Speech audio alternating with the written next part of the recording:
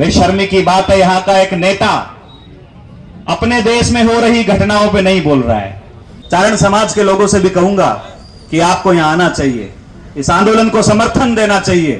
बेशर्मी की बात है, आप अभी तक यहां नहीं आए हो, ये भी तो हिंदू हैं, लेकिन याद रखना उस दौर के नेताओं ने जूत मारे थे।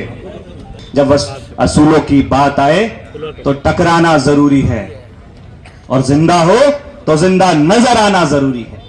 कि धर्म और जाति देख के न्याय करती है, वो इंसान देख के न्याय नहीं करती है, वो आपके कपड़े देखती है, आपकी जाति देखती है, आपका धर्म देखती है और फिर न्याय करती है। आप देखिए, रातों रात सोते हुए लोगों को घरों से बाहर फेंक दिया जाता है और बुलडोजर घर पे चला दिया जाता है। बेशर्मी की बात है, यहां का एक नेता अपने देश में हो रही घटनाओं पे नहीं बोल रहा है। हमें कोई आपत्ति नहीं है, देश चाहे हिंदुस्तान हो चाहे बांग्लादेश हो, अल्पसंख्यकों पे किसी भी प्रकार का कहीं पे भी कोई अत्याचार नहीं होना चाहिए। हम साथ में हैं। बांग्लादेश में जो घटनाएं हो रही हैं हम विरोध करते हैं, हम ये भी मांग करते हैं कि वहां पे भी न्यायोचित व्यवस्था हो, लेकिन आप अपने देश में देखिए आप क्या कर रहे हो।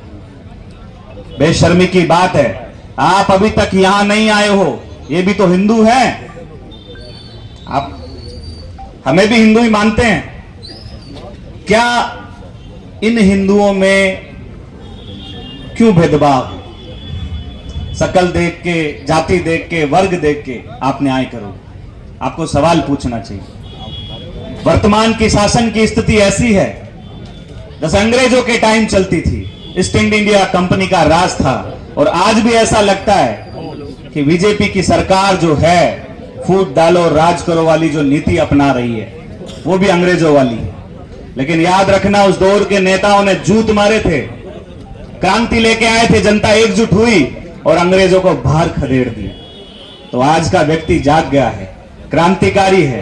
वर्तमान के शासन को, आपके 4 दिन के धरने को याद करके एक बात समझ में आती है। याद रखना मेरे नौजवान साथियों, हमारे वरिष्ठ नेता यहां बैठे हैं, जब असूलों की बात आए तो टकराना जरूरी है, और जिंदा हो तो जिंदा नजर आना जरूरी है। डॉक्टर अंबेडकर आपको संविधान देके गए, उस संविधान के अंदर हर एक व्यक्ति बराबर है, विकलांग हो, बच्चा हो, बूढ़ा हो, नौजवान हो, अमीर हो, गरीब हो, विधायक हो या ठेला चलाने वाला मजदूर हो, ये डॉक्टर अंबेडकर का संविधान है। लेकिन इन लोगों ने जब से सत्ता में आए हैं उस संविधान को तार तार करने की कोशिश कर रहे हैं। आपको सजा किस चीज की मिल रही है? आपको पता है कि आपने इस देश में संविधान को बचाने के लिए वोट किया, वो लोग इसलिए नहीं आ रहे आप लोगों के बीच में। क्या था, कन्हैयालाल जी को भी चाकू से मारा गया, हम लोग लड़े, हमारी सरकार के खिलाफ लड़े। आज वही लोग उस दिन विरोध कर रहे थे, न्याय मिला, आज कहां है? क्योंकि सामने मारने वाला एक मुसलमान था।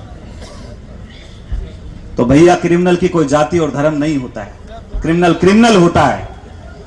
मैं तो चारण समाज के लोगों से भी कहूंगा कि आपको यहां आना चाहिए, इस आंदोलन को समर्थन देना चाहिए और न्याय की मांग करनी चाहिए।